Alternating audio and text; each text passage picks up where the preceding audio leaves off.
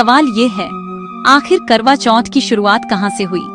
क्या यह सिर्फ महिलाओं का त्योहार है या इसके पीछे छिपा है एक ऐसा रहस्य जो सदियों से समय की परतों में दफन है?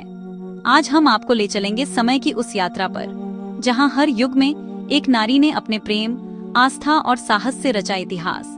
यह कहानी है पार्वती की निष्ठा की, सीता के विश्वास की, द्रौपदी की आस्था की और करवा की शक्ति की।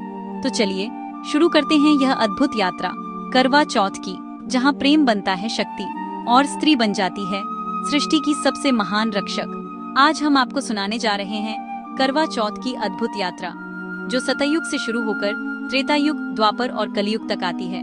तो चलिए चलते हैं समय की उस जादुई यात्रा पर। सतयुग की बात है। देवों और दानवों के बीच महायुद्ध चल रहा था। भगवान शिव युद्ध के लिए गए थे और उनकी अनुपस्थिति में पूरे देवलोक में चिंता फैल गई थी। इसी समय माता पार्वती ने अपने पति की दीर्घायु और सुरक्षा के लिए पहला करवा चौथ व्रत रखा। यही वह क्षण था जब करवा चौथ का बीज बोया गया। माता पार्वती की निष्ठा और आस्था ने इतिहास की धारा बदल दी। समय बढ़ा और हम पहुंच गए त्रेता युग में। अयोध्या के राजकुमार राम जी वनवास में थे। वन का जीवन कठिन, खतरे चारों तरफ थे, लेकिन उनकी पत्नी माता सीता ने राम जी की सुरक्षा और विजय के लिए करवा चौथ का व्रत रखा। उनकी निष्ठा और विश्वास की शक्ति से राम जी को विजय मिली और लंका पर धर्म की जीत हुई। अब बात करते हैं द्वापर युग की, जब पांडव संकट में फंसे हुए थे। अर्जुन वनवास में, अन्य पांडव भी संकट थे। महारानी द्रौपदी श्री कृष्ण के पास गई।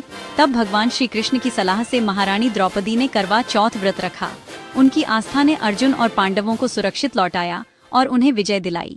कहा यह भी जाता है कि जब देवताओं और राक्षसों के बीच भयंकर संग्राम छिड़ा हुआ था, आकाश कांप रहा था, दिशाएं डर से मौन थीं, तब देवताओं की पत्नियां अपने स्वामियों की रक्षा के लिए ब्रह्मा जी के चरणों में पहुंची। ब्रह्मा जी मुस्कुराए और बोले, यदि तुम सच्चे मन से करवा चौथ का व्रत रखो तो तुम्हारे पतियों को अवश्य विजय प्राप्त होगी।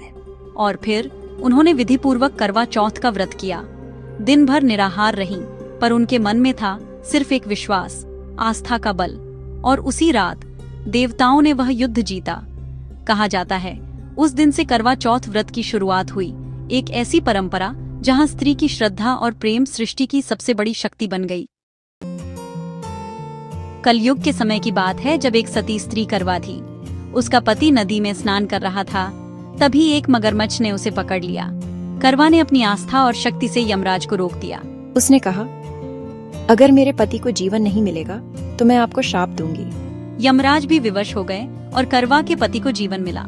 यही वह क्षण था जब करवा चौथ सिर्फ उपवास नहीं रहा, यह बन गया स्त्री की शक्ति, निष्ठा और साहस का प्रतीक। युग बदलते गए, समय आगे बढ़ता गया, पर करवा चौथ की भावना वही रही। सतयुग ने हमें सिखाया, पत्नी की निष्ठा भगवानों तक को विजय दिला सकती है। त्रेता युग ने दिखाया, सीता की अटूट श्रद्धा ही राम की विजय की जड़ बनी। द्वापर युग ने बताया, आस्था जब कृष्ण के मार्ग पर चलती है तो संकट भी अवसर बन जाते हैं। और कलयुग, उसने प्रमाण दिया, जब स्त्री संयम और शक्ति बन जाती है तो यमराज भी झुक जाते हैं। करवा चौथ केवल व्रत नहीं, यह विश्वास की अग्नि, प्रीत की परंपरा और अमर प्रेम की ज्योति है। इस दिन हर नारी बनती है पार्वती, सीता, द्रौपदी और करवा, क्योंकि उसका व्रत सिर्फ पति के लिए नहीं बल्कि प्रेम के अमृतत्व के लिए है। हर युग में करवा चौथ नई शक्ति और नई प्रेरणा लाता रहा। यह सिर्फ पति पत्नी का रिश्ता नहीं बल्कि पूरे परिवार और समाज की रक्षा का प्रतीक बन गया। वैज्ञानिक दृष्टि से भी व्रत शरीर को शुद्ध, चांद की पूजा मानसिक शांति और परिवार में एकता और प्रेम बढ़ाती है। समय बदल रहा है, पर व्रत का संदेश हमेशा जीवित है। सच्चा प्रेम, समर्पण और आस्था कभी हार नहीं मानते। सोचिए, एक स्त्री का व्रत न केवल अपने पति के जीवन की रक्षा करता है बल्कि पूरे समाज और धर्म की विजय का कारण बनता है। यही है करवा चौथ की असली शक्ति। करवा चौथ सिर्फ भूखे रहने का नाम नहीं, यह है आस्था का पर्व, प्रेम और विश्वास का उत्सव। सतयुग से कलयुग तक हर युग ने यही संदेश दिया, सच्चा प्रेम और समर्पण हमेशा विजयी होता है। अगर आपको यह लगा हो तो वीडियो को लाइक, शेयर और सब्सक्राइब करना मत भूलिएगा।